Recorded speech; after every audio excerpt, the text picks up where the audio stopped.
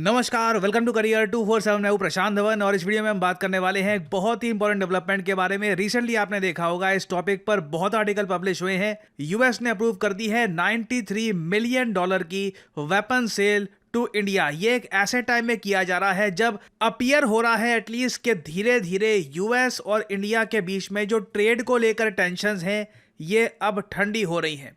मैंने रिसेंटली आपको एक वीडियो में बताया था कि इंडिया और यूएस ऑलरेडी एक एलपीजी लिक्विफाइड पेट्रोलियम गैस को लेकर डील कर चुके हैं। वो तो खैर एक कई गुना बड़ी डील है, मगर ठीक उस डील की अनाउंसमेंट के बाद यूएस अप्रूव कर देता है weapon sale to India $93 million की। और ये वही वेपन है जो ऑपरेशन सिंदूर में इंडिया ने एक्सटेंसिवली इस्तेमाल किए थे अगेंस्ट पाकिस्तान। और यहां पे आप देख पाओगे India US arms deal, what does India gain from the javelin Excalibur package. देखिए इस डील के अंदर होगा क्या। अभी खैर यूएस ने अपनी साइड से अप्रूव कर दी है।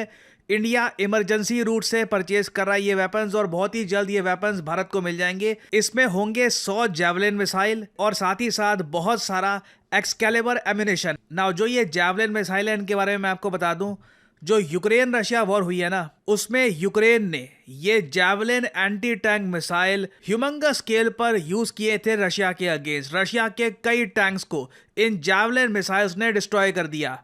और आज के समय यूएस कई फ्रेंडली कंट्रीज के साथ मिलकर जैवलिन मिसाइल को को प्रोड्यूस कर रहा है। और बात यह चल रही है कि बहुत ही जल्द इंडिया और यूएस भी इन जैवलिन मिसाइल्स को मिलकर मैन्युफैक्चर करना स्टार्ट कर देंगे। ये जैवलिन मिसाइल किस तरीके से ऑपरेट करता है ये मैं आपको दिखा देता हूं। ये यूक्रेन रशिया वॉर के टाइम की एक वीडियो है जब रशियन टैंक्स यूक्रेन में एंटर कर रहे थे। यहां पे आप देख पाओगे ये रशियन टैंक्स है। अभी एक यूक्रेनियन सोल्जर आएगा, ये T-72B टैंक्स रशिया के, और ये यहां पे आप देख पाओगे ये है जावलिन। ये यूक्रेनियन या जो आप कह लीजिए रशियन लैंग्वेज है उसमें ये जावलिन वर्ड यहाँ पर लिखा हुआ है।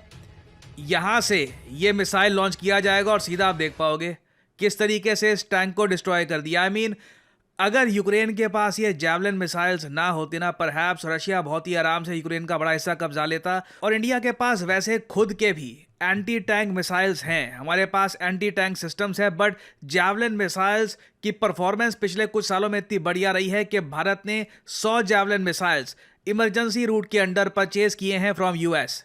और मुझको यहाँ पर यह बात भी मेंशन करनी पड़ेगी कि साल 2010 में भारत ने अनाउंस किया था कि हम यूएस से जो ये जैवलिन मिसाइल्स हैं परचेज करना चाहते हैं। उस वक्त जैवलिन मिसाइल्स बिल्कुल काफ़ी आप कह लीजिए नए नए लॉन्च किए थे यूएस ने, और यूएस ने इंडिया की रिक्वेस्ट जैवलिन मिसाइल्स परचेज करने के लिए ये रिजेक्ट कर दी। बताया जा रहा है कहीं ना कहीं पाकिस्तान का भी रोल था वहाँ पे। आपको अगर मैं आर्टिकल में दिखाऊं तो इधर आप देख पाओगे साल 2010 में आर्मी के पास शॉर्टफॉल था ऑफ 44,000 ATGM। ATGM की फुल फॉर्म होती है एंटी टैंक गाइडेड मिसाइल। तो वेरियस टाइप के जो ये ATGM थे ये हमारे पास थे नहीं against a sanctioned holding strength of about 81,000। The army till then was only operating the second generation 2 kilometer range Milan of French origin and 4 kilometer range Russian ATGM। फिर उसके बाद साल 2012 में न्यूज आती है कि यूएस के साथ जो जैवलिन वाली डील थी ना ये अब अटक चुकी है। क्यों? क्योंकि US transfer of critical technology के इशू को लेकर काफी सेंसिटिव है। बेसिकली बताया ये जाता है पाकिस्तान ने बहुत ज्यादा आपत्ति रेज करी थी कि इंडिया के पास अगर जैवलिन मिसाइल आ जाते हैं तो पाकिस्तानी टैंक्स को स्पेशली राजस्थान एरिया में अगर एक ओपन वॉर होती है, फ्रंट खोल दिए जाते हैं, बॉर्डर्स खोल दी जाती हैं, उस केस में जैवलिन मिसाइल से इंडिया आराम से पाकिस्तान के बहुत सारे टैंक्स डिस्ट्रॉय कर सकता है। तो उस सिनेरियो को देखते हुए ये डील उस वक्त कैंसिल हो गई थी। फिर तब से लेकर अब तक आप अगर देखो तो हमने इजराइल के स्पाइक मिसाइल परचेज किए, डीआरडीओ ने मिसाइल्स बनाए हैं, बट इवेंचुअली आर्मी ने नीड ये बताई कि हमको यूएस मेड जो जैवलिन मिसाइल्स हैं ये जरूर चाहिए होंगे। ये इंडियन आर्मी को एक बहुत ही इंपॉर्टेंट एज देगी in a potential conflict against Pakistan and even China. तो जो डील इतने सालों से नहीं हो रही थी, अचानक से ये डील को चुपचाप जो यूएस ने अप्रूवल दे दिया। आप एक बात नोट करिएगा, डोनाल्ड ट्रंप इसके बारे में कुछ अनाउंसमेंट नहीं कर रहे। हालांकि मैं ये भी कह सकता हूं कि ट्रंप आज के समय काफी बिजी हैं मोहम्मद बिन सलमान की रिसेंट विजिट को लेकर। जैसे आप लोग जानते हैं Saudi Arabia F-35 fighter jets purchase करना चाहता है फ्रॉम यूएस। उसको लेकर भी जियोपॉलिटिकल टेंशन बनी हुई है। इजराइल ने यूएस के सामने शर्त ये रखी है कि F-35 फाइटर जेट्स जो सऊदी अरेबिया को दिए जाएंगे वो इजरायली F-35 फाइटर जेट से कमज़ोर होने चाहिए। यूएस वेरिएंट से वो कमज़ोर होंगे ही, इजरायली वेरिएंट से भी वो कमज़ोर होने चाहिए। तो डोनाल्ड ट्रंप उस एक बड़ी डिफेंस डील में काफ़ी उलझे हुए हैं, बट मैं कहूंगा इंडिया यूएस रिलेशंस के लिए ये एक बहुत अच्छी डेवलपमेंट है कि जो डील 2012 में अटक गई थी अब आराम से इसको क्लियर कर दिया गया है। और साथ ही साथ भारत को 216 एक्सकैलिबर टैक्टिकल प्रोजेक्टाइल्स मिलेंगी। नाउ ये क्या है? ये इस वक्त आपके सामने जो वीडियो प्ले हो रही है ये है आर्टिलरी। आर्टिलरी से निकलती है shell. Artillery shell various type के होते हैं। कुछ आर्टिलरी शेल काफ़ी बेसिक होते हैं कि सीधा आर्टिलरी ने फायर किया, शेल ऊपर गया, उसके बाद सीधा दुश्मन के ऊपर जाके विस्फोट करता है। और ऑपरेशन सिंदूर में हमने पाकिस्तान में जो आतंकवादी बैठे हैं इनको भारी नुकसान पहुंचाया था एक्सकैलिबर आर्टिलरी शेल से। एक्सकैलिबर आर्टिलरी शेल में खास बात क्या होती है? आर्टिलरी शेल तो इंडिया में भी खूब बनते हैं, रशिया भी बनाता है, यूरोप भी बनाता है। एक्सकैलिबर जो ये आर्टिलरी शेल है यूएस मेड, इसमें खास बात ये है कि इसकी ट्रैजेक्टरी आप करेक्ट कर सकते हो। इधर आप देख पाओगे Excalibur is a 155 mm trajectory correctable artillery shell. When Excalibur reaches its apogee, it glides to the assigned target. The rear section of the Excalibur is equipped with base blade, aggregate and rotating stabilization wings. 4 canard wings give the system accurate trajectory guidance. तो basically ज़्यादा pin point accuracy के साथ आप दुश्मन को अगर नुकसान पहुंचाना चाहते हैं तो उसके लिए एक्सकैलिबर आर्टिलरी शेल सबसे बेहतरीन चॉइस है। और भारत ने सिंस इसे एक्सटेंसिवली इस्तेमाल किया था ऑपरेशन सिंदूर के दौरान, आप इमेजिन कर सकते हैं हमें इमीडिएटली इसको रीस्टॉक करने की भी आवश्यकता थी। इसकी रेंज होती है आप कह लो 60 किलोमीटर के आसपास। जो M777 हाविट्सर हमने परचेज किए हैं यूएसए से, उसमें ये आराम से हम यूज कर सकते हैं। इनिशियली ये सब जो तामझाम हमने परचेज किया था, आर्टिलरी गन्स, ये एक्सकैलिबर, ये लग रहा था सिर्फ चाइना के लिए होगा, चाइना की बॉर्डर पे हम डिप्लॉय करेंगे। बट ऑपरेशन सिंदूर में हमने एक्सकैलिबर का यूज करके पाकिस्तान के आतंकवादी संगठनों को भी हैवी डैमेज पहुंचाया है। और अभी भी मैं आपको बता दूं, अगर ऑपरेशन सिंदूर आगे हम कंटिन्यू करते हैं, हमारे पास सभी प्रॉपर जानकारी आ जाती है कि जिन आतंकवादी संगठनों ने ये अटैक किया है भारत पे, दिल्ली का ब्लास्ट और बाकी जो ब्लास्ट ये सब प्लान कर रहे थे, ये कहाँ पे है? अगर पाकिस्तान में ही है, उस केस में आप समझ सकते हैं एक्सकैलिबर का हम एक्सटेंसिवली यूज करेंगे। और जावलिन मिसाइल्स भारत के पास जब होंगे ना, पाकिस्तान के टैंक्स आसपास भी नहीं आएंगे बॉर्डर के, क्योंकि रशियन टैंक्स को जिस तरीके से जावलिन ने डिस्ट्रॉय किया है, इसने एक एग्जाम्पल सेट कर दिया ऑल टुगेदर कि एक सिपाही अपने कंधे पर जावलिन मिसाइल को लांद कर आराम से एक भारी भरकम टैंक जिसमें 5-6 सोल्जर्स हैं उसको डिस्ट्रॉय कर सकता है। तो ये डेवलपमेंट बहुत ज़्यादा इंपॉर्टेंट है। ऑपरेशन सिंदूर में जो भी हमारा असला खर्च हुआ था, हम जल्द से इसको रिप्लेनिश कर रहे हैं। यूएस की तरफ से भी कोई प्रॉब्लम नहीं आ रही कि इफ्स एंड बट्स नहीं आ रहे पिछली बार की तरह के अरे ये ट्रांसफर ऑफ टेक्नोलॉजी क्या। इजीली ये डिफेंस सेल क्लियर हो चुकी है।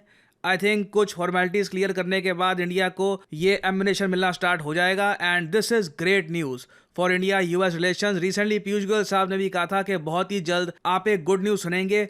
कुछ सोर्सेज ये भी क्लेम कर रहे हैं कि इंडिया पर हो सकता है कि 50% से कट करके यूएस सिर्फ 14% के आसपास टैरिफ रखे। इसके पीछे कई बड़े रीजन हैं। एक तो इंडिया लंबे समय तक यूएस के सामने झुका नहीं, हमने जो अपना स्टांस है क्लियर रखा। डोनाल्ड ट्रंप इलेक्शन भी हारे हैं अभी यूएस में महंगाई लगातार बढ़ती जा रही है। ट्रंप और जगह भी आप अगर देखो तो कई चीज़ों के जो टैरिफ्स हैं ये कम कर रहे हैं। ट्रंप को समझ में आ रहा है कि अभी जो कहानी इन्होंने बनाने की कोशिश करी थी ये बन नहीं रही और इनके सामने और बड़ी चुनौती आने वाली है इन द फ्यूचर। और इसलिए आप देख रहे हैं अब ट्रंप H1B वीज़ा को भी डिफेंड कर रहे हैं और ट्रेड डील से रिलेटेड भी लग रहा है कि बहुत ही जल्द एक अच्छी न्यूज़ आने वाली है that will normalise India US relations. Defence ties तो मैं कहूँगा इंडिया यूएस के कभी ख़राब हुए नहीं थे।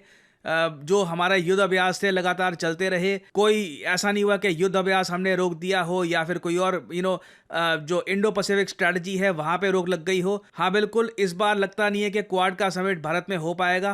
डोनाल्ड ट्रंप को भारत में आना था, वो अभी तक आए नहीं है। बट आई थिंक एक बार ये ट्रेड डील हो जाती है उसके बाद suddenly India US relations repair work की तरफ भी बढ़ सकते हैं। So this is great news. अभी और अपडेट्स आती हैं इन द फ्यूचर तो मैं आपके लिए अपडेटेड वीडियोस लाता रहूँगा।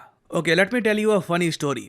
पाकिस्तान का सबसे बड़ा न्यूज़पेपर है डॉन और हाल ही में ये दुनिया भर में एक हंसी का पात्र बन गया जब लोगों ने ये चेक किया कि ये लोग अपने आर्टिकल्स खुद लिखते नहीं हैं, सब कुछ आर्टिफिशियल इंटेलिजेंस से जनरेट कर देते हैं। और यहाँ पे इनके वर्कर्स को क्लियरली इतनी भी ट्रेनिंग नहीं दी गई कि जो लास्ट का पार्ट होता है वो रिमूव कर देना चाहिए।